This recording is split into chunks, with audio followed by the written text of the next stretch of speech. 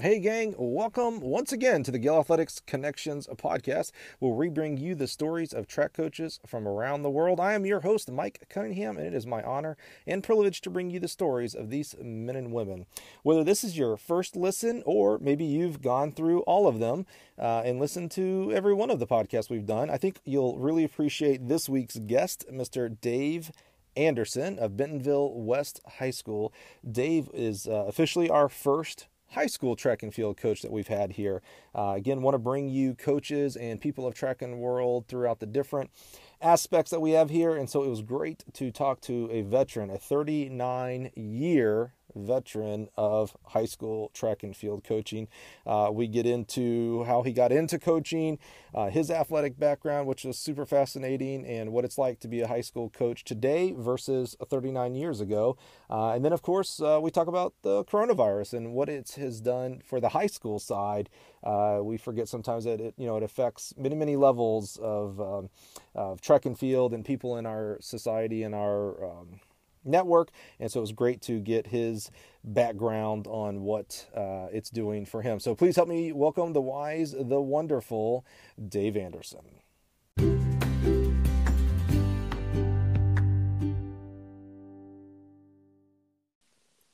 Dave, can you hear me? I can. All right, we got the technical difficulties out of the way early. It was those trees and mountains in northwest Arkansas that were blocking it. And that's it. Well, thanks for joining me here on the Gill Athletics Connections podcast. We just jump right into it. We were talking before we hit the record button. You've been coaching track and field for 39 years. Yeah, how about that? That is amazing. Well, it's certainly been a journey and a pleasurable one at that. And my wife, kids that I'll probably be coaching in when they finally shoot that final gun. I'll be out there on the track somewhere. That's going to be the end of it. That's it. Yeah, you're one of the guys. I'm not sure you would know what to do with yourself if you weren't doing something with track and field, whether it was coaching high school, going to a coach's ed, middle schooler, something. Yep. In fact, I'm sitting here twiddling my thumb, waiting for this Corona thing to pass. Mm-hmm. And it's certainly frustrating not to be able to, at some point in the afternoon, to be able to get out and to pour into kids. So yeah, when I first got to Gill, I'd coached for 10 years before that. Every day around 2:00, I used to get this itch. I'm like, I'm supposed to be going outside. Yeah, no doubt.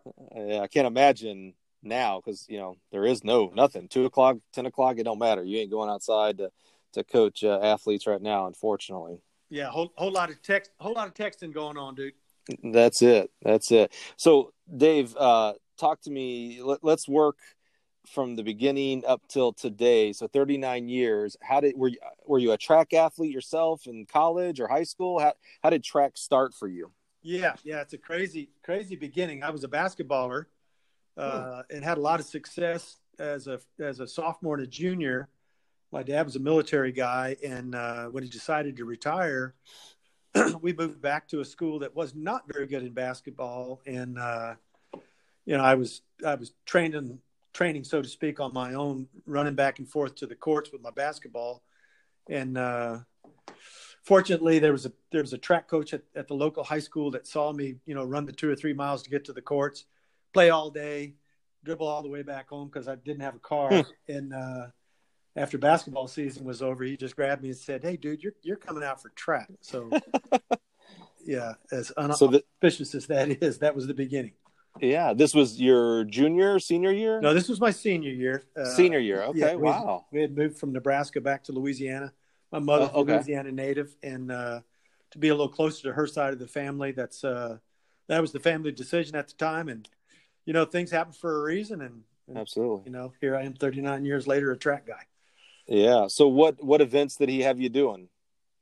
Well, he didn't really know. In fact, I was explaining to somebody not too long ago how my start is like. Basketball was over. It was March, and the weather was pretty bad outside. And since he talked me into coming out for track, when we showed up to the first couple of practices, it was raining outside, so we went in the gym. They put up a chair in each of the 4 corners of the gym. and he would pick 3 or 4 guys, to line up. You're going to run 4 laps around the chairs, and the first one back wins. And Okay. and after about 2 laps, I would start passing the sprinters, and he figured out that I was probably a middle distance to a distance guy. And 3 months later, I ran fast enough to qualify to the state meet, set the school record, and then the rest is history. Is that right? Hey, and Louisiana is not exactly the easiest state. I don't know about back then, but Louisiana is a heck of a state to recruit.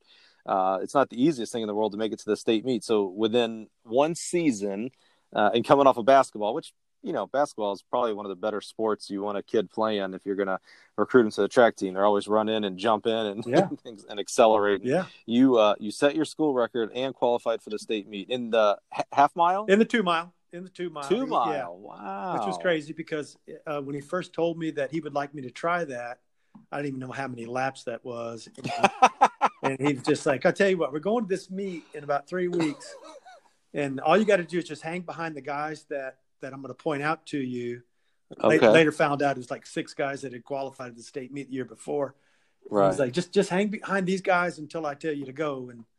And that's kind of the way the first race went off. About 300 meters to go. He's on the back stretch. It's on a cinder track back in the 70s. Mm-hmm. He just leans out and says, "Okay, you can go now." And pow! went to the front, won the race, and then the fire was lit. So you won your very first race. I didn't lose for like the first 8 races. So holy cow! I was gonna say it's all downhill from there, but man, your first 8 in a row. Holy cow! Well, credit to Coach Burton for talent identification. So he knew he could say certain things to me and get me to do certain things and he plugged me into the proper event for my personality. So absolutely. So did you go on to college after that, or? I did. Okay. I ended up going to a small school to begin with because they had the most scholarship. I had no clue what I was doing, walking through that part of it. But my college career ended up in Monroe, Louisiana, what was formerly known as Northeast Louisiana University, currently the University of Louisiana Monroe, and just had the best college career and finished, that a guy could ask for, coming off of, not having ever, I didn't really have any experience going into my senior year in high school track.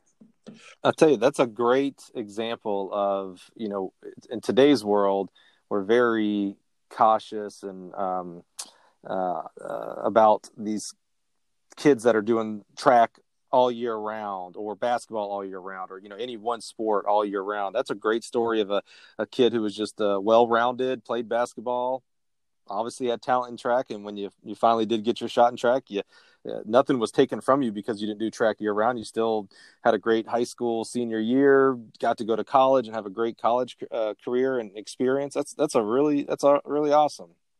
Yeah.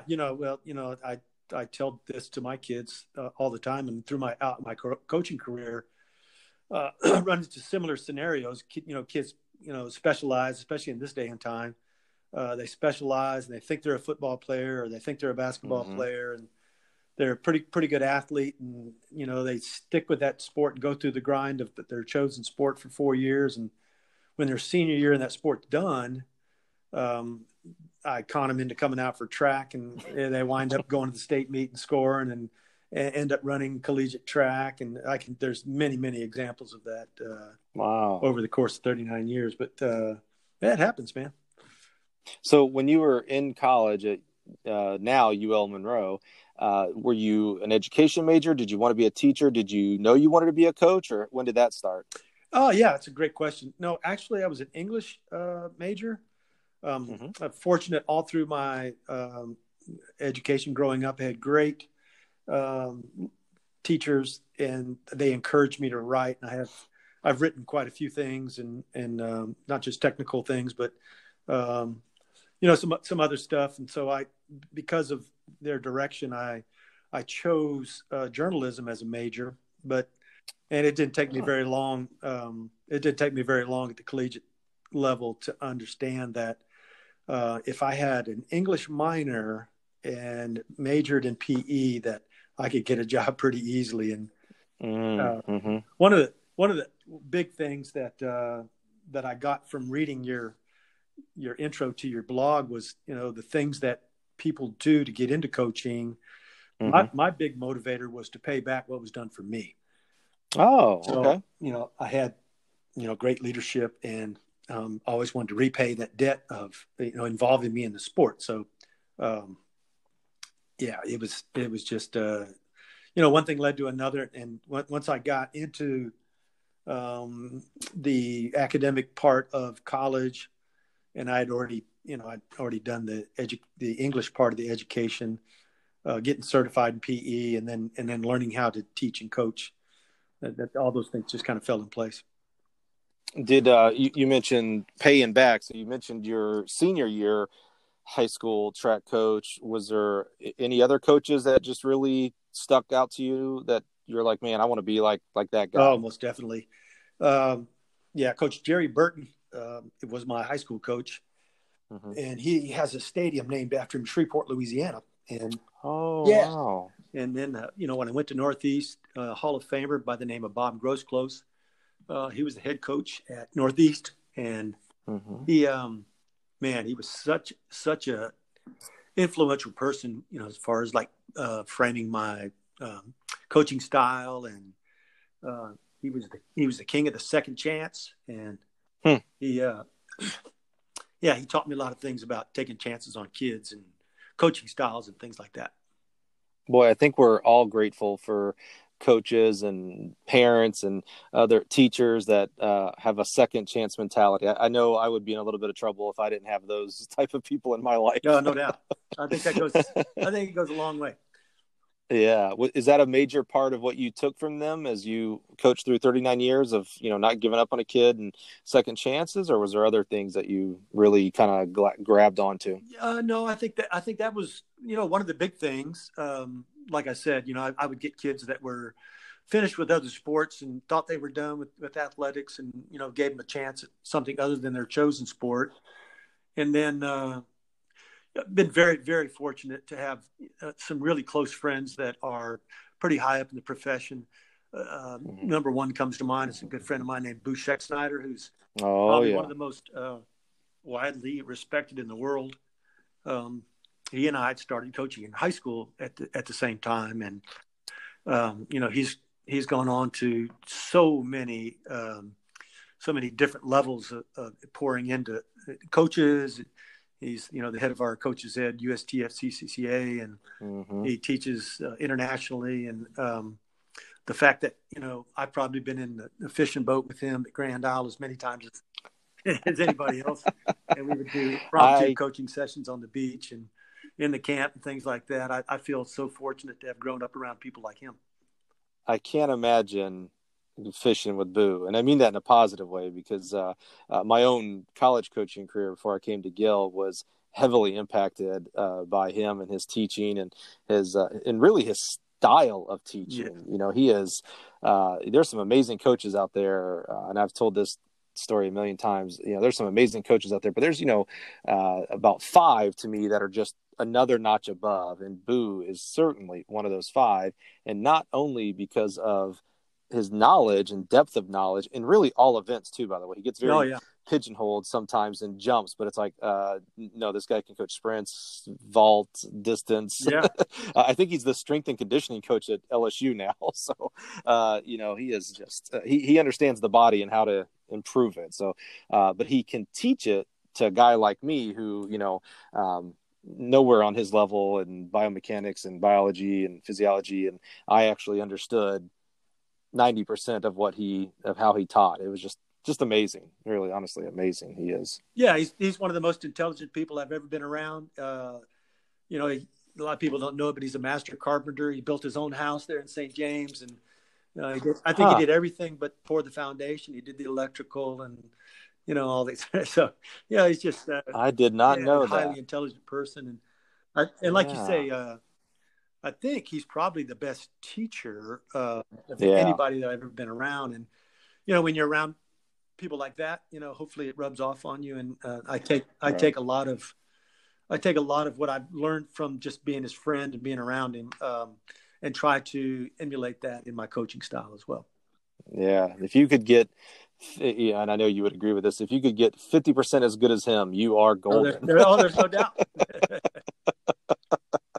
So you finish up your career at UL Monroe, and did you go into graduate assistant work, or what did you do? Did you go immediately into Yeah, it teaching? was kind of crazy. Right there at the end of my undergraduate, there was a local kid at a little private Catholic school that was about a sophomore, and he and I were out running road races together. And one day I just walked up to him and said, "Hey, dude, do you have a coach? Is anybody working with you or whatever?" He's like, "No." I said, "Okay, well, you do now." And so that was kind of my intro to coaching. A guy named Randy Benson, who ended up running at Wake Forest. He's a award-winning documentarist, teaches film at there in North Carolina. He and I, yeah, we're still Wow. friends, pretty close friends to this day. And that was kind of my intro to coaching, so to speak. I think it was more we were more training partners than anything else. And Right. that was my intro. And then after a couple of years of just bouncing around the local scene, I decided to go back and get my master's degree. And Coach Gross-Close and Coach Grohl offered me a graduate assistantship there at Northeast, and I got to work with a pretty outstanding group of distance runners. I coached distance at the time. They're at Northeast, and that's just kind of how it took off. And what did you get your grad work master's? Administration degree? And supervision. I never really envisioned myself to be an administrator. I just kept looking at the pay scale and thinking, about 15 years from now, this is going to pay off. So, yeah. So, I mean, I graduated administration and supervision from Northeast. And then when I got into teaching and coaching, obviously that paid off later on down the road financially, a little bit anyway. Right. As much as you can as a coach and even a high school teacher, for crying out loud. Yeah. And what high school did you start at? I started at St. Frederick's Catholic School there in Monroe, Louisiana. Really small. I think it might have been the smallest classification in Louisiana at the time. But yeah, it was, and no cross country track program, so to speak. And I basically served as a volunteer for 2 years while Randy was running there. And I just kind of show up, grab 5 or 6 kids in the afternoon. We'd go for a run, and that's just kind of how it started, man. And what happened after that? When I went back to grad school at Northeast, I stayed 2 years. I had a kid named Russell Mangum in my group that ended up qualifying to the NCAA in the 800. It's more known to be a miler. He ran 3:42 in the 1500, but he ran 1:48.8. Wow. Another kid named Doug Glover that ran just under 100, 1 minute and 49 seconds. So we had 2 under 149 in that same group. They ended up running 7:21 at the Texas Relays. I think they finished third behind Arkansas, and I can't remember who the other team was. We ran pretty fast. I think the school record still stands on that. And that's pretty fast. I think we set every school record from 800 to 10,000 meters on the men's side, and women's track at that time was just kind of taking off. And we had a couple of girls that ran pretty fast in there too. So just really fortunate to be. Yeah, this probably. Yeah, this time probably predated women's NCAA. I'm not sure when that started. It was AIA or AIW before that. In fact, I think that at Northeast we had just started women's track whenever I was a graduate assistant there. That's interesting. Yeah. So you get your degree and then go on to. Yeah, I coached locally. I went to a smaller school there on the south side of Monroe, Wassman. Coached nothing but field events and 800 up. It was my first time dipping my toes in that water. And I had a 7-foot high jumper.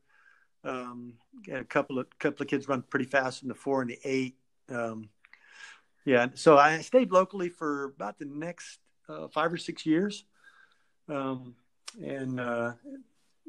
Still trying to pursue a running career myself. So, is that right? To balance that and coaching at the same time. It just gets to be a point where you got to make a choice. You're either going to pour all your energies into what you're doing or what they're doing. And so I ended up choosing coaching instead of competing. What were you doing as a competitor? Were you Lot, like was road lots races, of or were you road, trying yeah, track lots of races as road well? races, a few track races in there. I was Hmm. trying to make it to the on trials.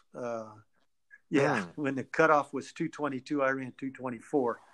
So I spent about 3 years. Is that I spent right? about 3 years chasing that number and just fell a little bit short. I say this almost every podcast. Almost everybody, especially up to this point that I've interviewed, I know in some form or fashion. Either some I know really well, or some like you. You and I have known each other for years and have talked about different things and done some business together. I did not know you were a 224 Yeah, marathoner. yeah, Holy yeah. cow! Well, I have the claim to fame of lining up behind the eventual winner at the Peachtree Road Race 2 summers in a row. Um, it was That's a yeah, big it was race. 25,000 at the time we ran it, which was the largest in the U.S. And so we had a seated number based on your entry, and Right. the way it works is they pull a rope across the road and they line everybody up, and I think you had to be in the top 500 to have a seated number, and you could warm up right there to the last minute. And I waited to the very last minute and got in the second row and lined up behind the eventual winner 2 years in a row. But I Wow. also got beat by the first woman across the line 2 years in a row. So. Is that right? Yeah. So yeah. Holy cow. Man, that's amazing. And something else you said that I thought was interesting. We should explore this a little bit. So, obviously, distance is your background there, and obviously your own self, your own athleticism is in distance. But you said you were coaching field events at, did you say Wassam High At School, I think it Wasser, was? yep, sure did. Yeah. How did you learn? Like what, most distance runners, I'm going to do a big swath of everybody here, which is totally unfair. But most distance runners are not going to coach high jump and other field events. How did you get into that? Were you scared, or how'd you Yeah, learn it? well, tentative to say the least. But Mm-hmm. the thing is, we had just abundance of athletic talent, and being one of those guys like, hey, I want this guy to be good at what he does. So I started reaching out to resources, locally. There were some good coaches at the university that I could go over and ask a thousand Mm-hmm. questions to about technique, and I started developing my coaching eye. And trying to Mm. learn some of those events at an early. I'm sure I screwed up a lot of young athletes technically in those early stages, but it wasn't through lack of effort. I'll tell you that. Hey, if any coach is listening to this right now that has an ounce of humility, they all understand that statement of, "Oh man, I Yeah, screwed up so many athletes to begin with." yeah, Immediately makes me think of when I first started coaching. It was in high school level, and I reached back out to them. Actually, it was probably after I had Boo for level 2. I reached back out to him, and was like, "Hey man, I'm yeah, sorry." Like what was I thinking? yeah, I'm so sorry. yeah. In fact, I went to Peanut Harms invited me to speak at the Super Clinic out in Yeah. Sacramento back in the early part of the year, and that was one of the things. Yeah, you look as an invited speaker, you stand up there and you're looking out in the audience, and they're all baby faced. And one of Mm-hmm. the questions I posed to him was like, anybody in here born after 1980? And a bunch of hands went up. Like, Oh, jeez. okay, so I've been coaching Yeah. longer than you've been alive, which tells me one of two things. Uh, I've screwed up more people than you've had the opportunity to screw up in your coaching career. And number two, I've tried to correct most of those mistakes. So, and that's all part of it. it is a it is, and I'm going to get into this. I'm going to backtrack into this. I was going to say it is an amazing time to be a coach because you have this wonderful tool called YouTube. So you can almost get Yeah, anything on no doubt. video on demand now. But also it's much easier to reach out to coaches. There's now 2 great coaches ed programs with USATF and USTFCA. I was going to ask you, you said you started reaching out to coaches, and you mentioned your local coaches, and you started building your coach's eye, and your kind of also sounds like you're building your coaching peer network at that point. What was it like to try to reach out to someone back then? There's no text messaging or emails. So what No, did you just you showed do? up, man. He just showed up. Like, it's Hmm. Boo and I shared this. It's kind of a humorous story. Not a few years ago, when he was coaching at St. James, which short drive to the Baton Rouge to the LSU campus. He would just drive up and be at the gate when Dan Paff would unlock the gate and stay in his hip pocket all day long, and just watch. Wow. Well, I had a similar path, but it took me 3.5 hours to drive from Monroe or Ruston to get there, and I would do it like 4 or 5 times a year, and I would be there when he got there first thing in the morning. Of course, Dan was, one of those taskmasters. He would coach all day long and well into the evening. Right. I would just stay for as long as I could, observe as much as I could, write down questions, and then drive the 3.5 hours home. And then Wow. maybe a week would pass by, and I'd call him, and I would say, "Okay, so I remember when you were coaching this guy, you were doing this, that, and the other. Why did you put this with that?" And Boo and I laugh about this all the time. And instead of coming back with an answer, he would come back with like 3 questions. And so it would just, at an early part of my career, it used to frustrate me. I was like, "No, I want the freaking answer, Dan." And he'd be like, Right. "Well, the tool that he was giving me at the time was, you know the answer. You just got to dig a little deeper to get the answer. You already know what it is. Yeah, work it out." And so just really, really fortunate to be around people like he and Pat Henry and, all the coaches throughout the years. It's some really great coaches come through the LSU program. And being a Louisiana high school guy, I had unlimited exposure to those cats. What other opportunities were there? I don't think there was Coach's Ed back then. Were there books or VHS tapes? Oh, yeah. What other resources all of that, might you have had back then? The VHS tapes, and track and field news, track and field technique. Track techniques. We used to read a lot of stuff. So, and then, just when USATF came out with Coach's Ed, man, I might have got in on one of the first 2 or 3 classes that went through there.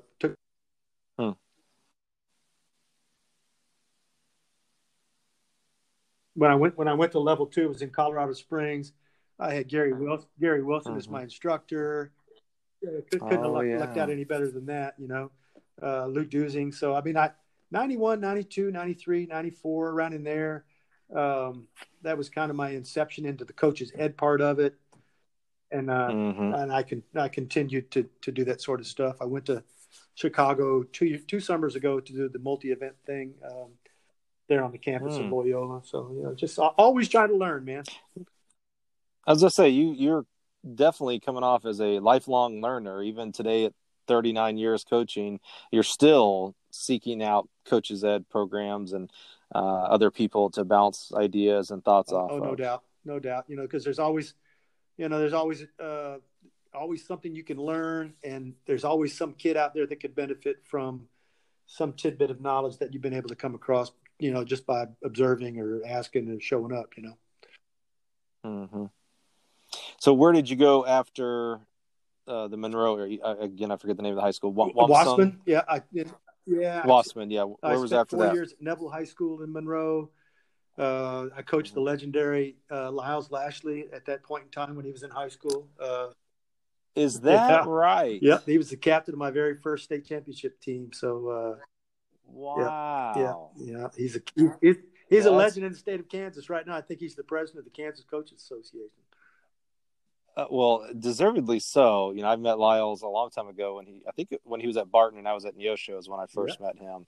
But boy, another just good guy in this sport that I'm not sure a lot of people, nationally knows him and should. He's a great resource. Golly. He's one of the most humble, smartest, most humble people you ever be around. So I coached there at Neville for 4 years, and then 30 miles down the road, there's a place called Ruston, Louisiana. They came along, offered me a job, and I spent 20 great years over there. And you're teaching at each of these spots as well, right? Are you teaching the same subject each time, or you getting a little? No, they found there's always a PE class involved, but they found a couple of subjects that I couldn't screw up too bad, so they put me in a couple of social studies classes, and then I taught remedial reading for a couple of years, Um, and then also taught, like freshman English and senior English for a couple of years because I had that journalism background, so I had all those English courses. Mm-hmm. Real easy to find a job as a coach if you can convince them that you could also not screw up an English class. Right. So you're teaching students and then you're coaching student athletes throughout this time. You said you spent 20 years Yeah. at Ruston, correct? 20 years, yeah. What similarities did you see in teaching someone, whether it's English or some type of, whether it's remedial reading or a journalism type of class, and that same parallel to teaching a kid how to hurdle or how to put in the miles? Are there any similarities? Oh no, I there? think it's a direct correlation. In fact, coaching is teaching, right? I mean, you got to figure out a way to reach that kid that understands what he understands, and then express it in a way that you understand and make a connection. So it's same thing in the classroom. That kid that's sitting in the back, he's sitting in the back for a reason, or he's sitting on the front row for a reason. So you make these connections on. You meet them where they are, and just try to develop their understanding of whatever it is you're trying to teach them, whether it be freshman English and you're talking about subject verb agreement, or if you're talking about a beginning hurdler or pole vaulter or javelin thrower or whatever. It's just coaching is teaching and teaching is coaching. So I think it's a direct. You gave a lot of people flashbacks, not positive ones, when you said subject verb agreement. If you start diagramming sentences, I'm going to cut this short because that's where I lost it with English class, was when we started diagramming sentences. Yeah, no doubt. So 20 years at Ruston, that's a long time in its own. What memories do you have of that? Oh man, so many great memories. We basically walked into a situation that they didn't have a cross country team. A point at the state track meet since 1978. I showed up on campus in 1991. During that time, they had 4 state championships in football. One of them was a national championship. They won a basketball championship. They won a golf championship, but they didn't really have anything going on in track and field. And the first year that I was there, I only had 6 kids out for cross country on the boys' side, and we finished 5th at the state meet in the highest class. And we were not, our enrollment was not that large. And then in the springtime, we ended up winning the state title in track and field, and followed up the next fall by winning the first ever state championship in cross country in the history of the school. So. And that was right off the bat? You said you got there in 91. This was 91 and 92? Within 18 months, we won two titles. Holy cow. Yeah, so it was, and from there, it just so many great things happened. Had 5 national champions, a bunch of All-Americans, kids going on to college, and so just incredible stuff happened. And you were there 91 through about 2010? 2010? Yeah. 2011. What changes did you see 20 years in one school? What did you see with success right off the bat, by the way? That's awesome. Usually there's a story of like the 4th year you win the title. You were lucky right enough. I shouldn't even say lucky. You prepared your kids well enough to do it off the bat. How were the kids different in the early 90s versus when you were leaving there around 2011? I don't think there was that much difference. There was a lot of buy-in on their part and on the part of their parents and the community. And I really believe that winning right off the bat gave me some street cred. And they were mistaken in assuming that I knew exactly what I was talking about. But I had at least had them fooled to the point where they let me do what I thought was right. We would do things that were pretty unprecedented in Ruston, training wise, and they'll go back and tell you, those kids that were involved in that early part.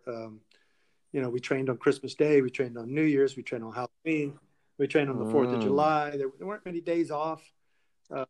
They came in and did circuit training during the lunch hours. Building a culture, I think, was the biggest thing. And then that culture perpetuated itself over the next, however many years. So, when you have that working in your favor, you don't get much blowback on now. He says you got to show up at time trial Friday night at 8:00. So, they just understood. Hey, Right. Coach Anderson said, Right. Yeah, it definitely helps winning right off the bat. For some reason, what do they say? Winning Yeah. cures all. Whether that's the Yeah. right or wrong thing, because there's plenty of coaches who may not have won a state championship that definitely know what they're doing and should be listened to by their athletes and parents, and vice versa. There's plenty of coaches who have won state championships that should Yeah. not have been listened to. So it's interesting how much weight we put into winning. And so 20 years, that's a long time to put in at one school, in one program, and did, really well. What led you to leave there, and where did you go? I don't know that there was any one thing that led me to leave. Opportunity, I guess, for one thing. I'm living here in beautiful Northwest Arkansas, amongst the foothills of the Ozarks. I was offered a job to be an assistant coach for the first time in my career. I'd always been a head coach. Yeah.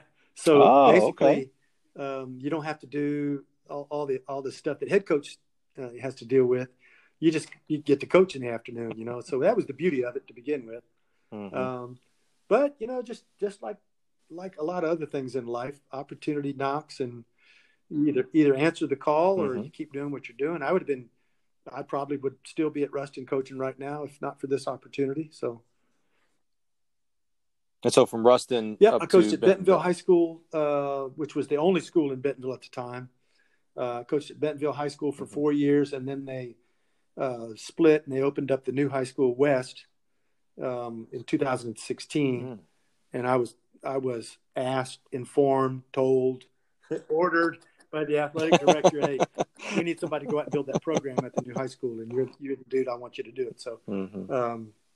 Yeah, so we've been open for 4 years now, and the second year we were open, we were state runners up in the indoor championship on the boys side. Done some really cool things. I have a kid right now that's a sophomore at the University of Arkansas, quarter miler. It's a state champion for me. That runs on the Razorback 4x4, which is pretty cool to see. One of your former athletes compete in that program. Yeah. So some really good things. We just had a girl sign with Oklahoma, had some other kids sign with some D2, D3 schools. It's just been fun, watching that part of the program grow too. And through 39 years, and you mentioned really late in your career was the first time you became an assistant coach. Any administration work during this time? No. Any athletic director or oversight of other sports, or just all coaching? A couple of offers, but it just didn't ever have that warm fuzzy feeling to it. So some people are plumbers, some are electricians, some are coaches. I just feel like coaching is my calling. So I just kind of stuck with what I thought was my strength. Ever delved into going back and coaching any basketball? No. I love basketball. I'm disappointed we're not going to get to watch March Madness. I know. But, no, just I've coached some other things: soccer, football. Coached a lot of other stuff. But track is my passion. So I just through the evolution of my coaching, it's just always been, the number one priority as far as the coaching realm. All right. Yeah, it's definitely evident your passion for coaching. That's for sure. So in 39 years, something that is relatively new, even though, a younger coach would think this is what life has been since they were born. But the advent of cell phones and social media has come across with, again, I'm going to unfairly say young people, but through all of us. We're talking on cell phones right now, for crying out loud, using a social media app to record this podcast. So we're guilty as charged. How has that changed coaching on the high school level when every kid has a cell phone, every kid has social, every kid has access to quote unquote everything at any moment at their life? How's that changed what you've done in coaching, if at all? Well, I've come to learn over the last however many years that kids are more visual learners. I may have been a visual learner myself whenever I was being taught, but I didn't have that resource or that opportunity.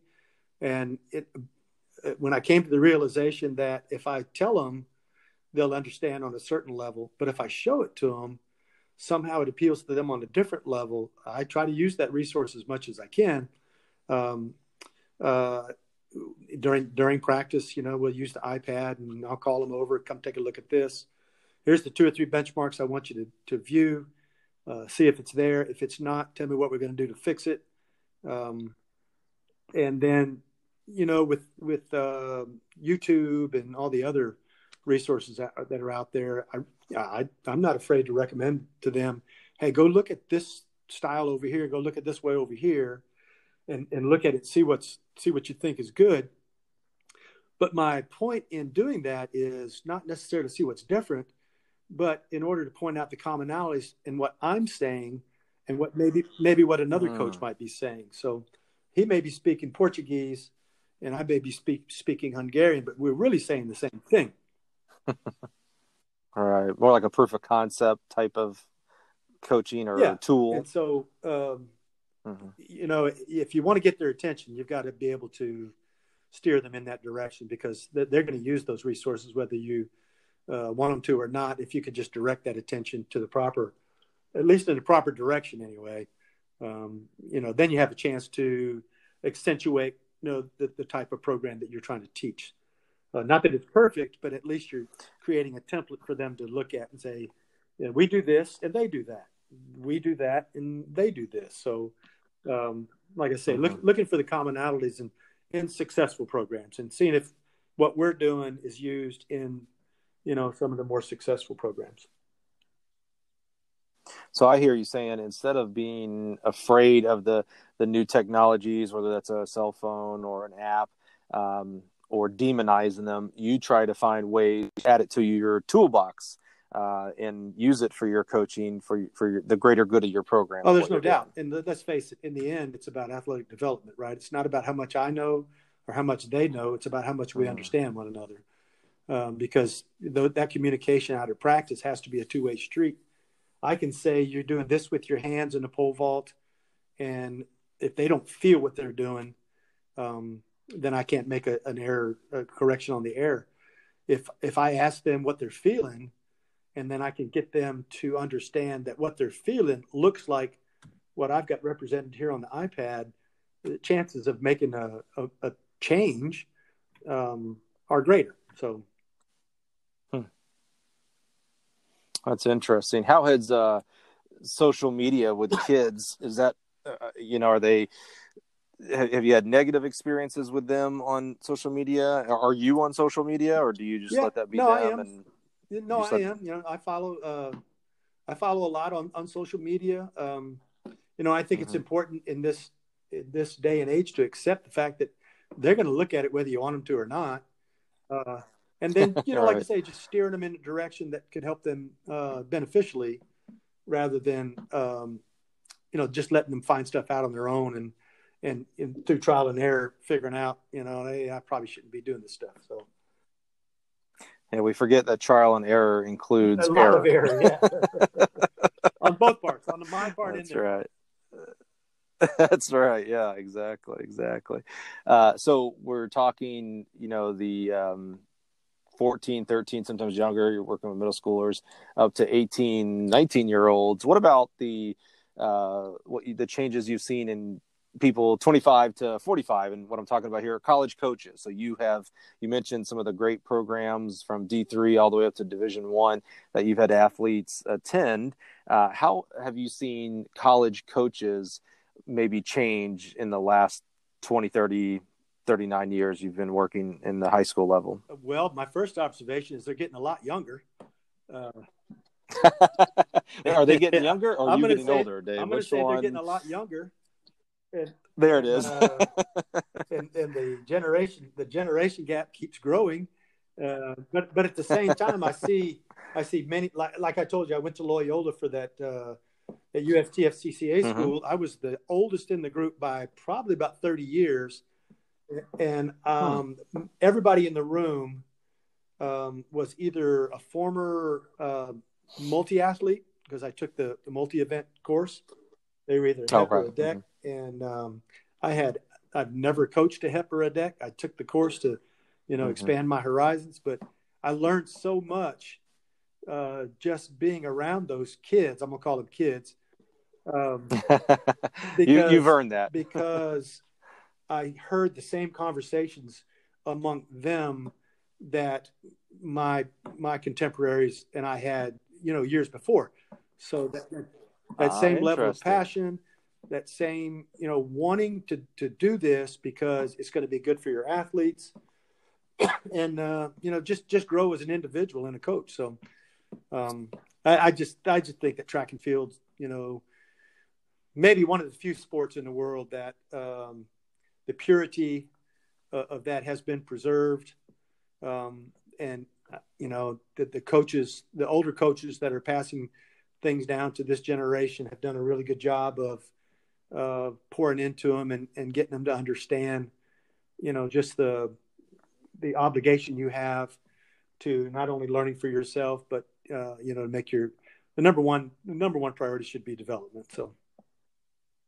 Mm-hmm. How do you reconcile the coaches that poured into you at a young coaching career age, and even still to this day, because you still attend classes and work to expand your knowledge? How do you reconcile that with how you reach out or are reachable for younger coaches to talk with you and ask you questions? Oh, there's no doubt. I have a young business partner, Ethan Sandusky, who's currently the jumps coach at Tulane University, who is a Bentonville high grad, went to Arkansas State. I had the pleasure of kind of helping him out over the weekends and the holidays when he was home. And one of the very first things that I tried to get Ethan to understand whenever he became a volunteer assistant coach for me was creating a network of people that you could call on. He calls it the Louisiana Mafia because at some point in time, the question comes, well, now where's he from? Well, he's from Louisiana. So you got guys like Mike Korn and Boo and Dan Paff and Boudreaux, all these guys. Yeah. So it's about creating a network, I think, and I believe, and fortunate that I've been involved in not only coaches ed, but through opportunities from other people, been asked to speak in a clinic setting. I think in the last 8 years, I've done like 12 states, most recently California and Kansas, as far north as Maine, San Antonio, just dotted all over the map. What do you typically speak on when you speak at these track and clinics? Pretty much. Anything specific? Really. In fact, I kind of leave it up to them. When I went to Florida 2 winters ago, they asked me. Well, first it was, can you do two 1 hour long sessions on this, that? Oh, yeah, I can do that. About 3 days later, I get a phone call. Well, we got a couple more opening. Can you do? It ended up being six, and it ranged from the pole vault to building athleticism and distance runners to periodization. Teaching periodization to the layman. You name it. Just like I say, just fortunate to be a track coach, not just a distance coach or a pole vault coach, but a track coach. So just various and sundry topics. I like that. I like that you mentioned periodization. The thing I think I learned the most from Boo was the training theory aspect of it, kind of really another name for periodization. And when I would speak at high school clinics and they'd ask me what I wanted to speak on, I would almost invariably pick training theory, because then I could speak to that distance coach, that pole vault coach, shot put coach. I could hit more of the events instead of just the hurdles coach or the sprints coach, which was more of my background. And now I find myself with a passion to talk less about how to make your kid jump further or higher or run faster or further, more about now the coach as a person, as it relates to their financial health, their mental health, relationship health. I just see more and more as we're getting wrapped up into this title of coach, we forget that our more important titles are husband, wife, father, son, mother, daughter. There's things that are a little bit more important, and maybe in literally today's world, maybe this is the time to maybe fall back on that and get some priorities straight. And so with that is my segment. I'm not real good at segues, but that's my segue to what we're dealing with today in March of 2020, and everybody's season has been at least cut short. I was in the thick of it with the colleges. I was at the indoor national championships where we provide all the equipment, and of course the meets get canceled. And now the outdoor NCAA championships have been canceled. What has the effect been on the high school level? And maybe you can only specifically speak to Arkansas, but this would give us a good temperature maybe on the rest of the country as well. What's the fallout been in Arkansas for high school seniors, and actually all of them, not just the seniors? They may be there is no fifth year for a senior, right? Unless you're doing something wrong. What's it been like as a high school track coach with all of this stuff going on? There's a lot of disappointed people out there. And I think I alluded to that earlier in our conversations. I'm getting text messages from kids wanting to know, Coach, when can we jump again? And I've got a senior quarter miler that would like to follow his former teammate to the University of Arkansas, and he doesn't quite have the time, to be able to walk on, and he's worried, he's not going to be able to make the team. He doesn't have the time, and we're trying to come up with some sort of a plan B, but at the same time, the crisis being what it is, you've got, as far as the health part of it, you've got to be really safe in how you advise somebody.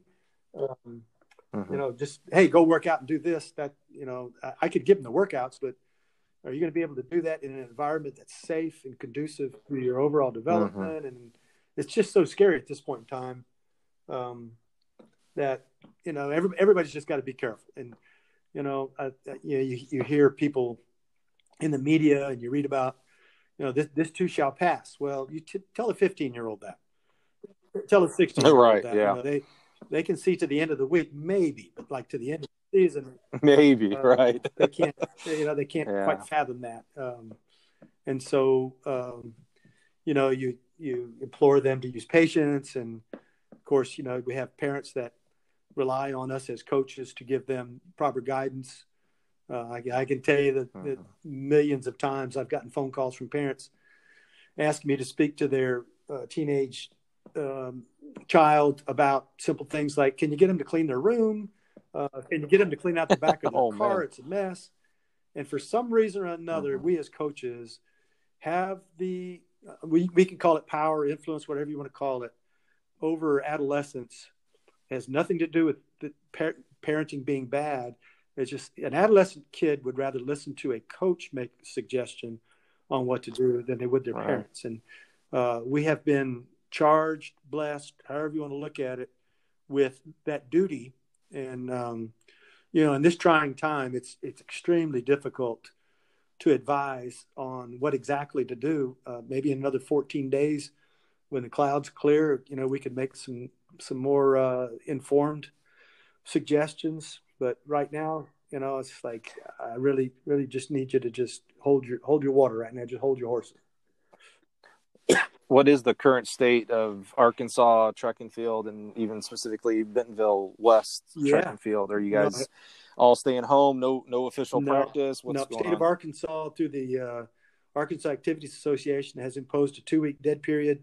You can't have individual workouts. You're not supposed to have any contact with them. Of course, it's hard when a kid texts you, not to respond.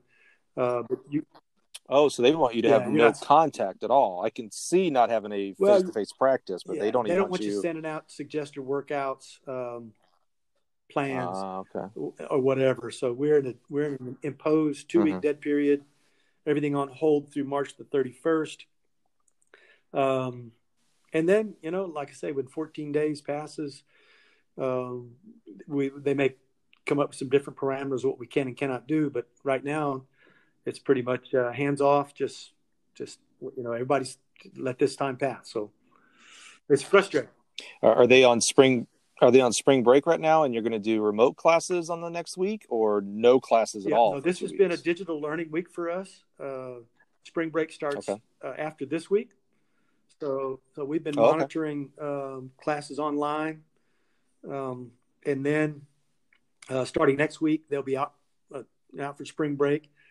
Who knows, what that entails. Traditionally here in Northwest Arkansas, excuse me, kids take off and they go skiing and they go on cruises and they travel overseas. Might take on a little different picture this go around. And we Right. have such a diverse in community here in Northwest Arkansas due to the corporate structure. We have people from all over the world that are here in Northwest Arkansas and Bentonville. Oh, yeah. You're home Yep, of Walmart Walmart, and right?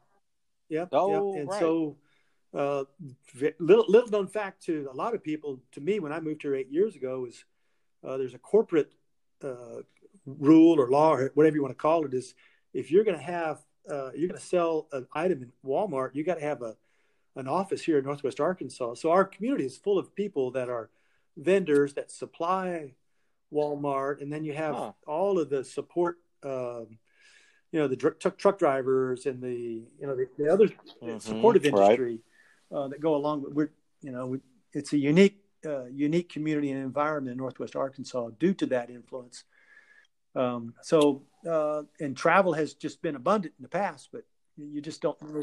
You just don't know with these latest restrictions, what's going to take place during spring break and how that's going to be different coming back.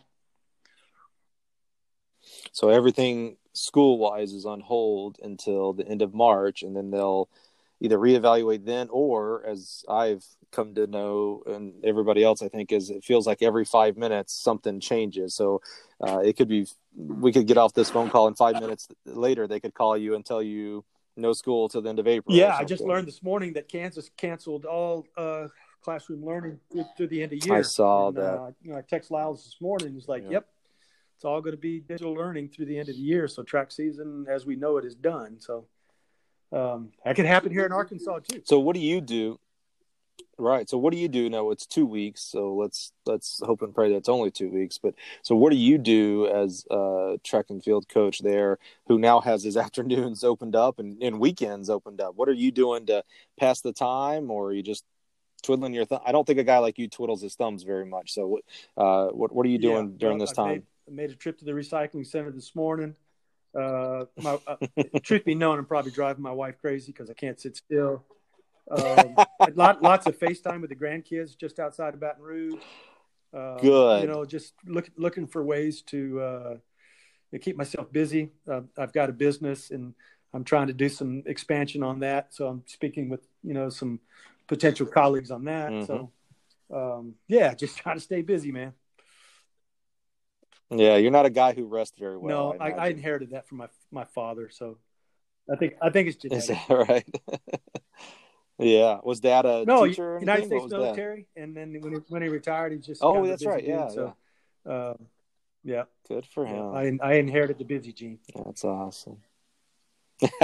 I could see that with you. Absolutely. Well, Dave, I tell you what, I think everybody would agree with me. I hope at the end of 2 weeks here, at the end of March, that we're getting back to some semblance of normalcy. It'll be super interesting what normal means after this. I think we saw after events like 9/11 that there was a new normal when it came to traveling and TSA and things like that. So I don't know what we'll have as a new normal once this does clear up. The good news is there will be a clear up. Just now, it's just all about the time. Is it 2 weeks? Is it 2 months? Is it 2 seasons? Is it end of summer type of thing? So, but I do appreciate you spending time with us today. Definitely learned a lot. I love hearing your progression. I love learning new things. 2:24. What could you run? Could you run a marathon? I could today? ride my bike maybe about half that distance. Maybe about half that distance. Hey, you are well ahead of me. I can't walk 5K, so that's amazing to learn. So, Dave, again, thank you so much. Really appreciate you spending some time with us here today. I know that you will have impacted people that get to listen to this and give them, just hope and faith that if they're a high school coach, that they are. Some coaches out there maybe are not so sure that they're adding value to their kids. So I think it was super valuable for you to talk about the kids that you have coached and how they've gone on to do great things in college. How probably most of them, we probably spend a whole hour just talking about your alumni that you've had and the contributions that they've made to society as filmmakers and teachers and business people, men and women. I just know that you've made a great impact out there. And I think all college coaches would agree that, our life bed is high school track and field coaches. So, can't say thank you enough for what you do and what you've done, and really look forward to just more future, man. You got many, many years of coaching, so don't start filling out those retirement papers just yet. R word around my house, man. That's it. All right, Thanks Dave, man, have a great Mike. day. Absolutely, anytime.